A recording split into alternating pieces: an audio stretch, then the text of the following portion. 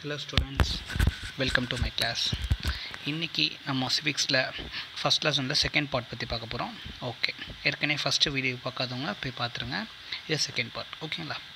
Okay students, நான் ரொம்ப நாளாக வீடியோ போடுறதுக்கு காரணம் கொஞ்சம் வேலையாக இருந்தது. இதுக்கப்புறம் டெய்லி ரெகுலர் அப்டேட்ஸ் இருக்கும். ஓகே, நம்ம சேனலை ஃபாலோ பண்ணுங்கள். நிறைய பேருக்கு புதுசாக வர ஸ்டூடெண்ட்ஸ்க்கு நிறைய பேருக்கு இன்ட்ரடியூஸ் பண்ணுங்கள். ஓகேங்களா? ஓகே ஸ்டூடெண்ட்ஸ், நெக்ஸ்ட்டு நம்ம எதை பற்றி பார்க்க போகிறோம்னு பார்த்தீங்கன்னா directive principles of state policy அப்படின்றத பற்றி பார்க்க போகிறோம். டைரக்டிவ் பிரின்சிபிள் ஆஃப் ஸ்டேட் பாலிசினால் ஒன்றுமே கிடையாது. சட்டத்தில், அதாவது கான்ஸ்டியூஷனில் ஒரு சில பிரின்சிபிள்ஸ் மீன்ஸ் ஒரு வழிமுறைகள் இருக்கும். ஓகேங்களா? அதாவது இந்த மாதிரி ஸ்டேட்லாம் இருக்கணும் அப்படின்னு சொல்லி இருக்கும். ஓகேங்களா? அது எந்த பார்ட்டில் கொடுத்துருக்காங்கன்னா பார்ட் 4 ஆர்டிகல் 36 to 51. அப்போ டைரக்டிவ் பிரின்சிபிள் ஆஃப் ஸ்டேட் பாலிசினா ஒன்றுமே கிடையாது. ஒரு ஸ்டேட் எப்படிலாம் இருக்கணும் அப்படின்றத பற்றி சொல்கிறது தான் இது directive principle of state policy. ஆனால் அந்த ஸ்டேட் அப்படி தான் இருக்கணுமானா தேவை கிடையாது. அது அப்படி இல்லாமலேயும் இருக்கலாம். ஒரு ரெக்கமெண்டேஷன் மாதிரி, ஒரு அறிவுரை சொல்கிற மாதிரி, ஒரு ஸ்டேட்டுக்கு ஒரு அறிவுரை அப்படின்ற மாதிரி சொல்கிற மாதிரி அர்த்தம். டைரக்டிவ் பிரின்சிபிள் ஆஃப் ஸ்டேட் பாலிசினா அந்த அறிவுரையை அந்த ஸ்டேட் கேட்கவும் செய்யலாம், இல்லை கேட்காமலே இருக்கலாம். அந்த ரெக்கமெண்டேஷன் ஸ்டேட் கேட்கவும் செய்யலாம், இல்லை கேட்காமலேயும் இருக்கலாம். It is not binding, it is not forcible கிடையாது, பைண்டிங் கிடையாது. ஒரு ரெக்கமெண்டேஷன்ஸ் தான், ஒரு அட்வைஸ் தான். ஓகேங்களா? சரி, ஓகே. அப்போது directive principle of state policy part 4 சொல்லியிருக்காங்க ஆர்டிகல் 36 to 51 அப்படின்றத சொல்லியிருக்காங்க. அதை 3 வகையாக பிரிக்கிறாங்க. ஓகேங்களா? However on a basis of content and direction they can be classified into 3 broad categories via socialist, Gandhian, liberal and intellectual. ஓகேங்களா? 3 விதமாக பிரிக்கிறாங்க. Directive principle of state policy எப்படி பிரிக்கிறாங்க? Socialist, Gandhian and liberal and intellectual அப்படின்றத பிரிக்கிறாங்க. ஏன் இதெல்லாம் பிரிக்கிறாங்க அப்படின்னா அது பேஸ்ட் அப்பான் இது. இப்போ சோஷியலிசமாக இருந்ததுன்னா சோஷியலிஸ்ட்டில் சொல்கிறாங்க. காந்தியன்னா காந்தியோட விருப்பங்கள் என்னவா இருந்தது, ஸ்டேட்டுன்றது எப்படி இருக்கணும் அப்படின்றத பற்றி சொன்னதில் என்ன சொல்கிறாங்க, காந்தி என்ன சொல்கிறாங்க. ரிபரல்னால் கொஞ்சம் ரிபரலாக இருக்கணும், எல்லாருக்கும் எல்லாமே கிடைக்கிற மாதிரி இருக்கணும் அப்படின்றத மாதிரி சொல்கிறது தான் இது. ஓகேங்களா? சரி, okay. But they are fundamental for the governance of the country. ஏற்கனவே சொல்லியிருக்கல, கவர்னன்ஸ் ஒரு கண்ட்ரி எப்படி இருக்கணும், எப்படி கவர்னன்ஸ் பண்ணணும், அந்த கண்ட்ரியை எப்படி நடத்தணும், அந்த கவர்னன்ஸ் அப்படின்னு சொல்கிறது தான் இந்த directive principle of state policy. But ஆனால் இந்த கவர்மெண்ட் கேட்கவும் செய்யலாம், எடுத்து நடத்தவும் செய்யலாம், நடத்தாமலே இருக்கலாம். The aim promoting the social welfare of the country. அதாவது மக்களோட நலனுக்காக இந்த பண்ணுவாங்க. இந்த டைரக்டிவ் பிரின்சிபிளோட மெயின் எய்ம் என்ன, மக்களோட நலனை கருத்தில் கொள்வது, மக்களோட நலனை அதாவது சோஷியல் வெல்ஃபேர் அப்படின்றது அர்த்தம். டாக்டர் அம்பேத்கர் இது என்ன சொல்லியிருக்காங்க, novel future of the constitution, கான்ஸ்டியூஷனோட நாவல் ஃபியூச்சர் அப்படின்றத சொல்லியிருக்காங்க. ஓகே, அதுக்கப்புறம் இதில் முக்கியமான விஷயம் என்னென்னா, இதில் ஆர்டிக்கல் 45 அப்படின்றது இருந்தது. இந்த டைரக்டிவ் பிரின்சிபிள் ஆஃப் ஸ்டேட் பாலிசியில் என்ன இருந்தது, ஆர்டிக்கல் 45 அப்படின்றது இருந்தது. அந்த ஆர்டிக்கல் 45 தான் என்ன பண்ணிட்டாங்க அப்படின்னா, அந்த ஆர்டிக்கல் 45 தூக்கி எதுக்குன்னு வைக்கிறேன். ஏன்னா ஆர்டிக்கல் 45 இருக்கும்போது directive principle of state policy யார் வேணால், ஆர்டிக்கல் 45 என்ன சொல்லுது அப்படின்னா, எல்லாருக்கும் நம்ம எஜுகேஷன் கொடுக்கணும். 6 to 12 இயர்ஸுக்கு இருக்க குழந்தைங்களுக்கு நம்ம ஃப்ரீ எஜுகேஷன் கொடுக்கணும் அப்படின்றத பற்றி சொல்கிறது தான் இந்த ஆர்டிக்கல் 45. சரி, ஓகே. அந்த ஆர்டிக்கல் 45 இப்போ டைரக்டிவ் பிரின்சிபிள் ஆஃப் ஸ்டேட் பாலிசியில் இருக்கிறதுனால அவங்களால என்ன பண்ண முடியாது, யாரையுமே எந்த ஸ்டேட்டையுமே எந்த கண்ட்ரியுமே இந்தியாவில் யாருமே ஃபோர்ஸ் பண்ண முடியாது. கவர்மெண்ட் யாரும் என்ன பண்ண முடியாது, ஃபோர்ஸ் பண்ண முடியாது. அதனால் அவங்க என்ன பண்ணிட்டாங்க அப்படின்னா, அந்த ஆர்டிக்கல் 45 தூக்கி எதுக்கில் வச்சுட்டாங்க, ஃபண்டமெண்டல் ரைட்ஸ் வச்சு. ஃபண்டமெண்டல் ரைட்ஸில் வச்சு அதாவது என்ஃபோர்ஸபிள். அது அப்படி நடக்கலை அப்படின்னா அவங்க மேலே கேஸ் போடுவாங்க. இப்போ ஏதாவது ஒரு குழந்தைக்கு எஜுகேஷன் கிடைக்கல அப்படின்னா அந்த குழந்தை போய் கேஸ் போடலாம். அவங்களோட பேரண்ட்ஸ் போய் எங்கே போடலாம், கேஸ் போடலாம். ரைட் டு எஜுகேஷன் அப்படின்ற ஆக்டுக்கில் இப்போ கேஸ். ஆனால் டைரக்டிவ் பிரின்சிபிளில் இருக்கும்போது போட முடியும். அதனால் என்ன பண்ணாங்கன்னா, இந்த 86th amendment act of 2002, 86th 2002 இதெல்லாம் ஒன்றும் கிடையாது. 86னா இது 86வது சட்ட திருத்தம் அப்படின்றது அர்த்தம். 86th சட்ட திருத்தம் எப்போ பண்ணுறாங்க, 86வது சட்ட திருத்தம் தான் அது 86 அப்படின்றத கொடுக்குறாங்க. 2002 அப்படின்றது எந்த இயரில் கொண்டு வந்தாங்கன்றது தான் 2002. Change the subject matter of article 5 and made the elementary education as a fundamental right and under 21A. ஓகேங்களா? எலிமெண்ட்ரி எஜுகேஷனை எது கீழே கொண்டு வந்துட்டாங்க, ஃபண்டமெண்டல் ரைட்டு கீழே கொண்டு வந்துட்டாங்க. அதோட ஆர்டிக்கல் என்ன, 21A.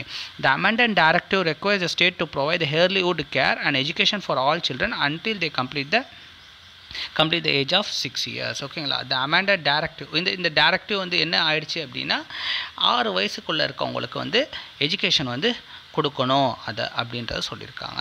ஓகேங்களா? Okay next fundamental duties. Next எதை பற்றி பார்க்க போகிறோம்? Fundamental duties. ஃபண்டமெண்டல் டியூட்டிஸ் அப்படின்னா ஒன்றும் கிடையாது. ஃபண்டமெண்டல் டியூட்டிஸ் இந்த Indian constitution are inspired by the constitution. ஓகேவா? இந்த ஃபண்டமெண்டல் டியூட்டிஸ் நம்மளுக்கு ரைட்ஸ்னு ஒன்று கொடுத்துட்டாங்க. ஓகேங்களா? நம்மளுக்கு இந்த நாட்டில் இருந்தால் உனக்கு இந்த ரைட்ஸு அப்படின்றத கொடுத்துறான். அப்போ அந்த ரைட்ஸை நம்ம வாங்கிக்கிறோம். அப்போ நம்ம ஒரு டியூட்டி செய்யணும்ல, கண்ட்ரிக்கு நம்ம ஒரு சேவை செய்யணும், ஏதாவது நம்ம ஒன்று செய்யணும். ஏன்னா நம்ம வி ஆர் கெட்டிங் சம்திங், அப்போனா we have to do something. அதை பற்றி சொல்கிறது என்னது? Fundamental duties. ஓகேங்களா? ஃபண்டமெண்டல் டியூட்டிஸ் அப்படின்றத எங்கேருந்து எடுத்தாங்க அப்படின்னா, எந்த கான்ஸ்டியூஷன்லேருந்து எடுத்தாங்க அப்படின்னா 1976. அதாவது எந்த கான்ஸ்டியூஷன்லேருந்து எடுத்தாங்கன்னா ரஷ்யா தான் முதல்ல இந்த நாட்டுக்கு ஃபண்டமெண்டல் அவங்க நாட்டுக்கு ஃபண்டமெண்டல் டியூட்டிஸ் அப்படின்றத வச்சுருந்தாங்க. அந்த நாட்டிலேருந்து எடுத்தது தான் என்னது? Fundamental duties. அந்த கான்ஸ்டியூஷன்லேருந்து அந்த கான்ஸ்டியூஷனை படி எடுக்கிறாங்க. ஓகேங்களா? ஆனால் அதே ரூல்ஸ் கிடையாது. நம்மளுக்கு வேறு ரூல்ஸ், அவங்களுக்கு வேறு ரூல்ஸ். யார் இதை முதல்ல கொண்டு வந்தாங்கன்னா USSR அப்படின்றதுனா ரஷ்யா. ஓகேங்களா? இந்த ஃபண்டமெண்டல் டியூட்டிஸ் வந்து ஆக்சுவலாக ஸ்டார்டிங்கில் வந்து கான்ஸ்டியூஷன் இருக்கும்போது இந்த ஃபண்டமெண்டல் டியூட்டிஸ் கிடையாது. இந்த ஃபண்டமெண்டல் டியூட்டிஸ் எப்போ கொண்டு வராங்க அப்படின்னா 42nd அமெண்ட்மெண்ட் ஆக்ட் ஆஃப் 1976. அப்போ தான் இந்த ஃபண்டமெண்டல் டியூட்டிஸே என்ன பண்ணுறாங்க? கொண்டு வராங்க. எப்படி கொண்டு வராங்கன்னா, ஒரு சர்தார் ஸ்வரன் சிங் கமிட்டி அப்படின்ற ஒரு கமிட்டி வந்து ரெக்கமெண்ட் பண்ணுறாங்க. ஃபண்டமெண்டல் டியூட்டிஸை நம்ம கான்ஸ்டியூஷனில் இன்க்ளூட் பண்ணலாம் அப்படின்னு ரெக்கமெண்ட் பண்ணோன்னா இவங்க எடுத்துகிட்டு வராங்க. ஓகேங்களா? சரி, ஓகே. இது என்ன பார்ட்டில் சொல்கிறாங்கன்னா பார்ட் 4A அப்படின்றத சொல்கிறாங்க. எந்த ஆர்டிக்கல்னா ஆர்டிக்கல் 51A. இந்த ஆர்டிக்கல் 51A கீழே தான் இந்த எல்லாமே வரும். லிஸ்ட் ஆஃப் ஃபண்டமெண்டல் டியூட்டிஸ் எல்லாம் அங்கே பாருங்கள். Abhay to the national flag இதெல்லாம் வருதா? இது வரைக்கும் K வரைக்கும். ஆர்டிக்கல் 51A இந்த ஸ்மால் ஏலேருந்து K வரைக்கும் இருக்கிறது எல்லாமே தான் ஃபண்டமெண்டல் டியூட்டிஸ். ஓகேங்களா?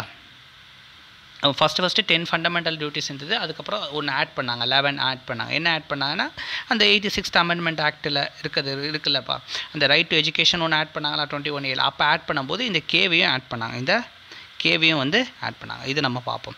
சரி, ஓகே. ஃபண்டமெண்டல் டியூட்டிஸில் என்ன சொல்கிறாங்க அப்படின்னா, நம்ம வந்து ஃபஸ்ட்டு பாயிண்ட் என்ன சொல்கிறாங்கன்னா, நம்ம கான்ஸ்டியூஷன் அபைட் பண்ணணும், நம்ம கான்ஸ்டியூஷனை மதிக்கணும். அதுக்கப்புறம் நேஷ்னல் ஃப்ளாக், நேஷ்னல் ஆந்தம்லாம் என்ன பண்ணணும்? மதிக்கணும் அப்படின்றத சொல்கிறாங்க. நெக்ஸ்ட் என்ன சொல்கிறாங்க? அதுக்கப்புறம் வந்து நம்ம ஃப்ரீடம் ஸ்ட்ரகிளில் யார் யாருக்கு என்னென்ன ஐடியாஸ் இருந்ததோ அந்த ஐடியாஸை நம்ம என்ன பண்ணணும்? ஃபாலோ பண்ணணும். ஃப்ரீடம் ஸ்ட்ரகிள் மூமெண்ட்டில் இருக்க நேஷ்னல் லீடர்ஸோட ஐடியாஸை நம்ம வந்து ஃபாலோ பண்ணணும். அதுக்கப்புறம் to uphold the protect the sovereignty, unity and integrity of India.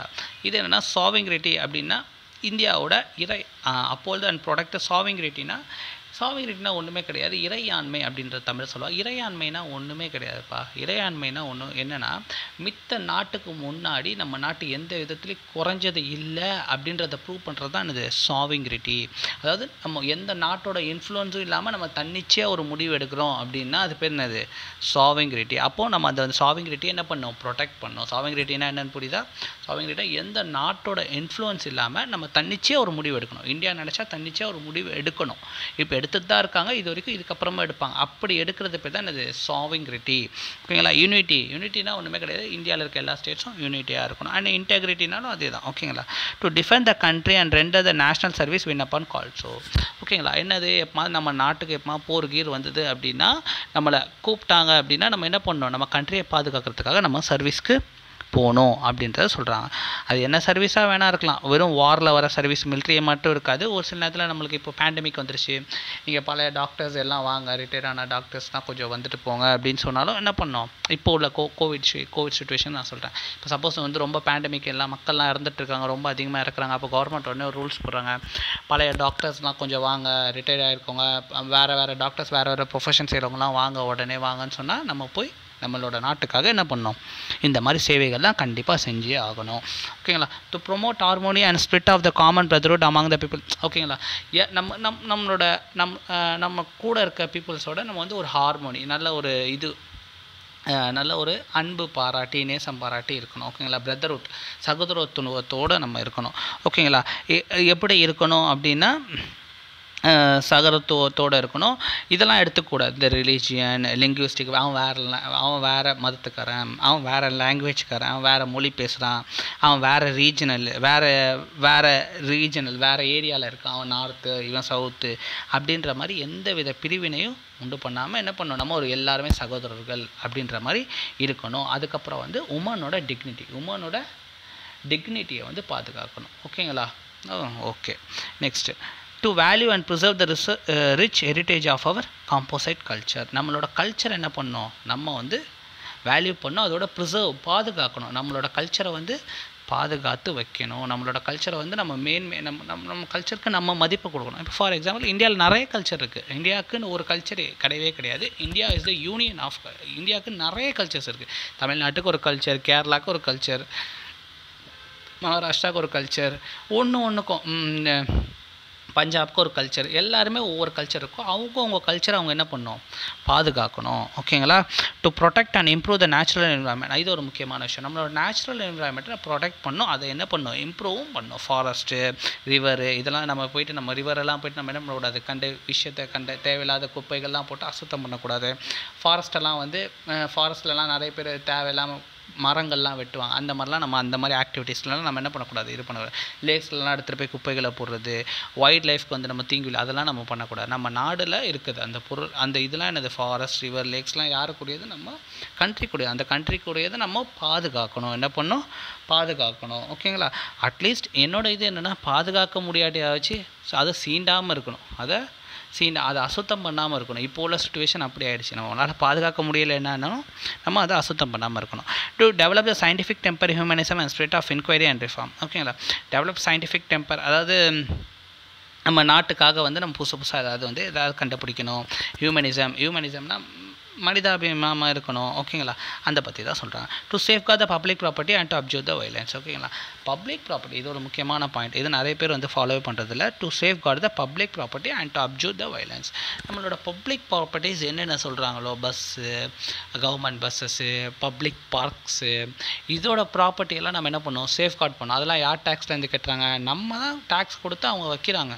ஓகேங்களா. இப்போ நீங்கள் அந்த ப்ராப்பர்ட்டியை வந்து இது சேதம் பண்ணுறீங்க அப்படின்னா நம்மளோட டேக்ஸ் பணம் தான் என்ன ஆகுது, வீணாகுது. அது கூட தெரியாமல் எல்லாருமே போராட்டம்னா பஸ்ஸை கொளுத்துனா அவன் உங்ககிட்டேருந்து தான் காசை வாங்கி மறுபடியும் புது பஸ்ஸை வாங்க போகிறான். அது கூட தெரியாமல் போராட்டம்னா பஸ்ஸை கொளுத்துறது, பப்ளிக் ப்ராப்பர்ட்டியை டேமேஜ் பண்ணுறது, அதெல்லாம் என்ன பண்ணக்கூடாது, பண்ணாமல் இருக்கிறது தான் நம்ம ஒரு ஃபண்டமெண்டல் டியூட்டி. அது நம்மளோட ஒரு fundamental duty. To strive toward the excellence on sphere of individual collective activity so that the nation constantly rise to the higher level of individual and achievement. என்ன பண்ணணும் அப்படின்னா, எல்லாரும் ஒரு சில இடத்துல வந்து நம்ம ஒரு சில பேரோட ஒற்றுமையாக செயல்படணும். இதுக்காக நம்மளோட நேஷனுக்காக. இப்போ சயின்டிஸ்டெல்லாம் இருக்காங்க, பெரிய பெரிய சயின்டிஸ்டோடலாம் ஒத்துமையாக செயல்பட்டு நம்மளுக்கு ஏதாவது ஒரு விஷயம் தெரியும்னா அவங்களோட ஷேர் பண்ணி நம்மளோட நேஷனோட உயர்வுக்காக நம்ம பாடுபடணும். ஓகேங்களா.